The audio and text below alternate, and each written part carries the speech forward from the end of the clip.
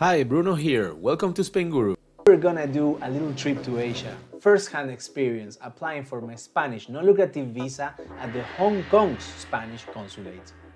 And this blog post was gently shared by Spainguru community member Adriel Chocrosaputro. Now let's go with it. Hong Kong consulate, non-lucrative visas. Hi all, just submitted my non-lucrative visa application through the consulate in Hong Kong. Hope this helps. And the background, I'm an Indonesian national living in Hong Kong under an employment visa for the past 5 years. I'm in my early 30s. I quit my job in October 2022 and I have been practically traveling ever since. Lucky you. General timeline. Preparing documents in Hong Kong is a relatively straightforward process, so I started preparing my documents in the first week of February 2023. I submitted my application on the 12th of May 2023, was told to wait for a couple of months until I hear back from the head office. The entire appointment took 20 minutes from the moment I went into the consulate to the moment I stepped out with a receipt in hand. What were the required documents? For the consulate in Hong Kong, the following documents are required. National Visa Application Form, duly filled National Visa Application Form for the applicant's address in Spain box. The officer simply told me to fill in the city and province of where I intend to live in. The X1 form, duly filled X1 form in section 1 and 3 for the domicilio en España boxes. The officer told me to simply put my full home address in Hong Kong. Photograph, the standard is a 35 by 45 mm biometric photos. A valid passport issued within the previous 10 years with a minimum validity of at least 1 additional year after the date of application and at least 2 blank pages, side to side, not back and front. I provided the consulate with a copy, a colored photocopy, of my entire passport, including that front and back covers, of which the officer happily accepted. The passport copy does not have to be notarized, legalized, or apostilled. Proof of financial means. As of 12 May 2023, the Consulate of Hong Kong uses 28,800 euros as the 400% EPREM mark.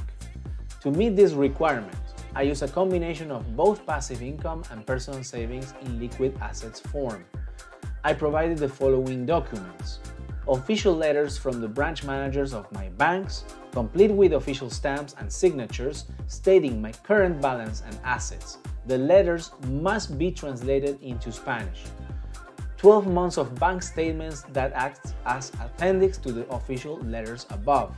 As the official letters have already translated, the bank statements no longer need to be translated. Health insurance. I signed up for the Secur Caixa Adeslas insurance through an agent named Carlos that you can actually contact in Spainguru.yes, I will be sharing the link here, who was extremely helpful in the process. As the documents are already in Spanish, there's no need for translation. Criminal record check certificate. As I've lived only in Hong Kong for the last 5 years, I only need one certificate. The process is rather lengthy, took almost 2 months to get it, as the hardest part is to get an appointment at the Hong Kong's Police Department headquarters, due to the massive demand from people who want to move out of Hong Kong as well. Criminal record check certificate should be apostilled first and then translated second. Medical certificate. Due to the high demand of visa medical checkup in Hong Kong, every single major clinic in Hong Kong seems to offer one. It was very easy for me to do one for Spain. The hardest part was to get the appointment. Came to the clinic with the exact template from the Los Angeles consulate, presented it to the clinic, and had the clinic rewrote the exact template, including the Spanish part, on their own paper with the official header, stamps, and signature. The certificate does not need to be translated because there's already a Spanish translation signed by the doctor. Proof of residence in the consular district. I provided a proof that I'm indeed a Hong Kong expat resident by presenting the original and copies of my Hong Kong ID card and Hong Kong employment visa. And of course, we remind you, you cannot choose your consulate where to apply for your Spanish non-lucrative visa. You are assigned a specific consulate depending on where you are resident, and that's where you have to apply from. Form Modelo 790052. The official understood my confusion as I was unable to fill in this form electronically, so I was told to just fill the forms by hand. I was told to leave the NIE box empty. The following boxes have to be filled in: Ejercicio, write the year of your application is made. Apellidos y nombre o razón social must be written in last name, a comma, then first name. For example, I wrote mine as Chocro Saputro, Adriel.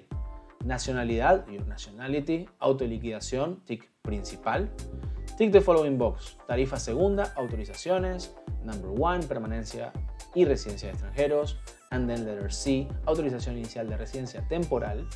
And then location, date and signature. Next to the N, you can simply fill it up with the location of your application and then the date in Spanish along with signature below it. Each of the 3 pages to the form is unique, so you must print them all. Duly fill all of them and sign all of them. It's amazing the level of detail that Adriel is sharing here in this post.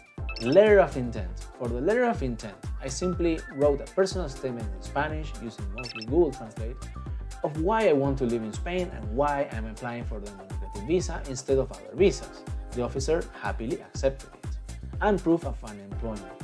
I am still of working age. I had to provide a personal declaration in Spanish that I will not be working under this visa, be it in person or remotely.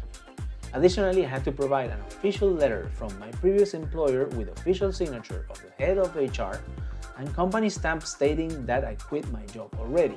This letter must be translated to Spanish. I also presented my IR56F form, which is similar to the P45 in UK, but the officer said they don't need it. Now, what was the cost? The following are the breakdowns of it. The total for everything for me is around euros 1,370, which is roughly $1,500 or 1,200 British pounds. You can become part of our Spainguru community today by joining our Facebook groups. Our most important group is the Spain Immigration and Residency Questions group, with over 17,000 members. We also have dedicated groups for Spanish non-lucrative visas with more than 2,300 members, and for the Spanish Digital Nomad visa with 2,000 members. And if you need expert professional advice, we've got you covered. Just head to spainguru.es and check out our top menu. You'll find immigration experts, relocation agencies, tax advisors for Spanish and US filings, sworn translators, apostille services, and health insurance providers for all types of Spanish visa applications and renewals. That includes non-lucrative visas, golden visas, student visas, and digital nomad visas, as well as medical certificates for visa applications and travel insurances. Finally, I highly recommend you join our weekly newsletter, which we send out every single Monday morning. You'll get tons of information, questions and answers, featured blog posts, and even news updates. Thanks again for watching, and we'll see you in our next video.